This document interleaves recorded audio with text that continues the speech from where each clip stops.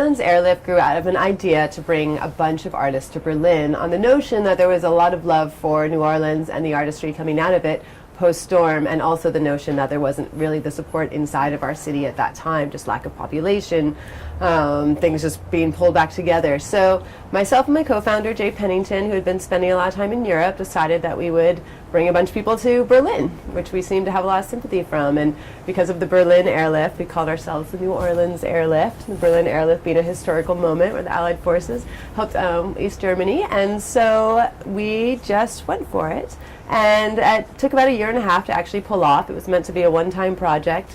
In the meantime, we started to think, well, we could just bring this film with us when we go to LA and put it in our friend's film festival, or we could just bring this artist with us to New York as a performer and they can rap at our friend's show. And so we just sort of gradually started bringing people out of the city and exposing them to new things and new audiences and new opportunities.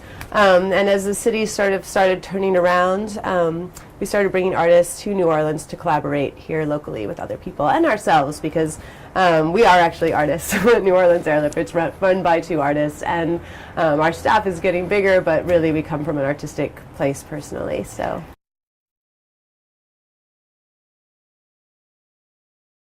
Okay. So yeah, we're standing in the house that Eliza Zeitlin built. It's called the River House. It was built for the Music Box. Eliza is also well known from Court 13 Collective, a film collective that produced and directed Beasts of the Southern Wild, which is a fabulous movie that shares a lot of spirit with some of our projects. And Eliza was out here all summer building this by hand, dragging up wood from the river. There's a lot of driftwood involved in this. There's also a lot of wood from the original house that stood on this site, which was built in the 1790s. So a lot of the boards we're standing on are from this old house, and this wood has literally been here, you know, for a couple hundred years, and kind of got repurposed and Frankensteined into this other thing. So in love with this house. It's really beautiful. There's all sorts of details you might notice, like the windows are stovetops. I don't know if you've noticed this, stovetop, right? And yeah, it's just an unbelievable house. And during the course of the Music Box, when it was open to the public, this house also housed about 5 different instruments. So there was a bathtub bass behind you, there was a folding out from the wall, auto harp, hurdy-gurdy. There was a whole percussion station below. There was an electric curtain. There was all sorts of interventions in this house that kind of made it a musical experience. This house was one of about 9 structures built by over 25 artists. And when we opened to the public, people could come on Fridays and Saturdays from 12 to 5 and sort of join our cacophony. It was a kind of crazy thing. Sometimes we'd have 100 people in the yard at once, all running around and playing things, and our staff just going, "Woo, don't touch that, oh, be careful, oh, that's how that goes." And, you know, we learned a lot about musical architecture and a lot about how we'll build in the future and how not to make things at the perfect height for 4-year-olds to tear off. That was a really good lesson. Stuff like that. But, you know, also it was just a great experience to watch people coming through and interacting with instruments that were not traditional instruments and have traditional instrument rules, which I think was really liberating for people who aren't musicians. You know, you look at a guitar and, you know, it's intimidating if you don't know how to play it. If you go up to our talking wall and just start pressing panels on the wall, well, anyone can do that, right? So it becomes a new way of experiencing music and playing music. So we had our opening hours, and over the course of, I think it was only like 36 weekends or something like that in total over our 6-month spread, we had roughly 15,000 people come through these gates into this tiny lot. Wow. And that was a combination of school trips and just daily visitors and a lot of stuff. We also gave concerts, and that was sort of, for me, a really exciting element of this project, because we built these musical houses, and we opened it to the public, they made a lot of noise, but then once you put it in the hands of a true musician, it was like just giving over our creativity to somebody else's creativity, and it was just like kind of renewable cycle. And so what would happen is we'd invite musicians down with not much understanding of what was going to be happening other than they were playing a house. We generally chose people that we thought would do okay in an improv environment. We had a conductor, we had a couple conductors, but we used a fellow named Quintron quite a lot. And they would bring them in, they'd have a day of messing around, rehearsing to a loose score that Quintron would have invented.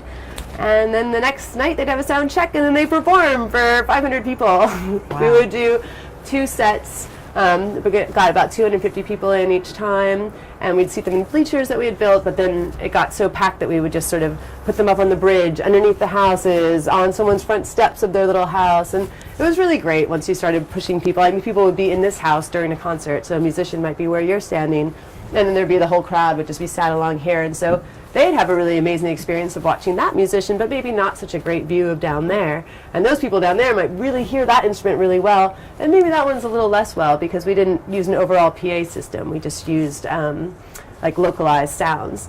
And that turned out to be a really great element of our musical architecture because you had a kind of spatial oral experience, right? And nobody could have the same concert, and it just totally changed the way you experience music, right? There wasn't like a perfect view. There wasn't a perfect sound. So yes, amazing concerts. And the concerts themselves, I mean, the kind of the caliber of musicians we got to work with was awe-inspiring. Everybody from, you know, percussionist, giant improv guys like Hamid Drake and Michael Zerang from Chicago to pop stars like Andrew WK from New York to celebrated, you know, alternative kings like Thurston Moore, Mashia Lay, Kalanjalay. I mean, the names just go on, and we actually worked with over 80 musicians over the course of 7 concerts. Suffice it to say that our little musical town was a good experiment. We originally had just wanted to build one musical house on the site that we're standing on. It was going to be designed by Swoon, who's the lead visual artist on this project. But the experience of the town itself was so delightful.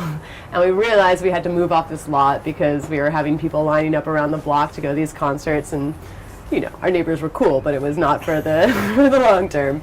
And so we started looking at other areas. We started dreaming a bit bigger. What could this town look like? And we kind of built this outrageous cardboard fantasy model that takes up an entire city block, and then looked at the price tag and was like, wow, that's many millions of dollars away, so what do we do?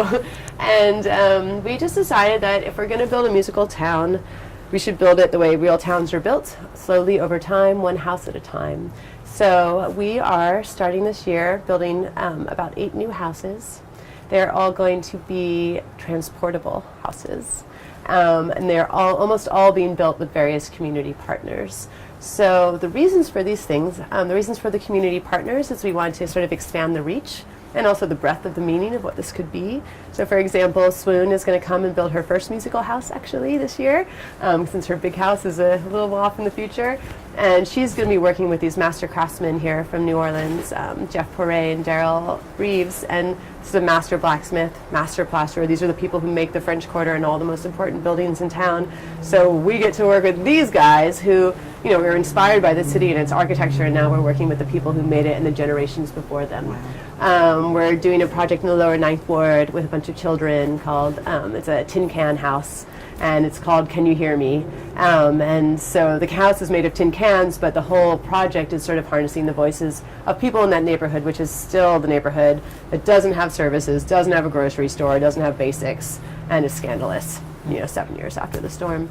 So we're doing that. We're, you know, just finding interesting ways to work with broader sets of people.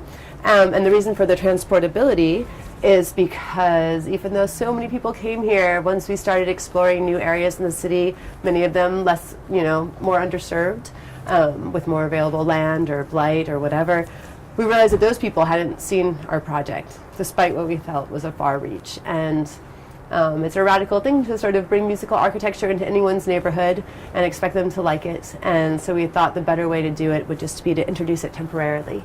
So you kind of wake up one morning and some kids can run out in the street and suddenly there's a musical village and a lot at the end of their corner.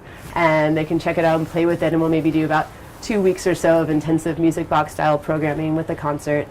So there's poof, gone. So these are all houses in some way or another investigating our ideas of musical architecture. So either becoming an instrument in and of itself or having instruments embedded in the floorboards or the ceilings and whatnot. They'll be small. I mean, I think our biggest one right now is sort of 12 feet wide and 12, you know, smallish for, you know, maximum maybe 6 people to be inside. Some of them will be one-person houses. Very similar to the music box scale, but we are trying to not replicate what we did before, you know, and try to push our ideas in new directions and aesthetics and sounds and collaborations. The music box itself was funded partially through Kickstarter. We got, we had, I think, asked for $12,000 and ended up getting $24,000, which was really great. And you know, for anyone out there who is trying to launch a project, as long as you do your homework and do Kickstarter right and know that it is a job, it can be a great platform, not just for raising money, but for getting your project out into the world and getting sympathetic ears, because that certainly happened with us. Beyond that, we did some sales of art, and we did just some general basic grants. BlackRock Arts Foundation supported us early on. So we really got the music box off the ground with not very many thousands of dollars, put it that way. And but then, you know, as things were becoming successful, we were able to get some more national funders, and that's what we're working with now. Our community partners are the Lower Ninth Ward Village, Center for Sustainable Engagement and Development, that's in the Lower Ninth Ward, and All Souls School, all in the Lower Ninth Ward.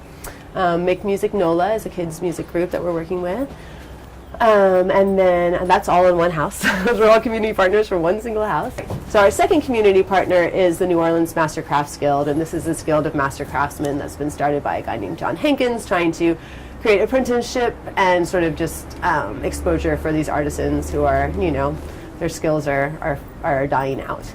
Another community partner is Georgia Tech University, which is not in our community, but is, you know, a community partner in that sense. And we are working with them. We're actually doing a course on musical architecture this spring. I'm going for my third visit with them in May. And it's a group of students from the Industrial Design Department, Architecture, New Music Technology, and Human and Computer Interaction. And so they're bringing their skill sets to this notion, and I have a feeling it'll be kind of high-tech, that house. Yeah. And then we have a collaboration with a guy from a Mardi Gras Indian tribe, the Black Feathers Indian tribe, and a couple other collaborations going on in Shreveport, Louisiana, with a bunch of artists there. That's a residency that we're taking advantage of and using to help fund the project. So you find funding in opportunistic ways.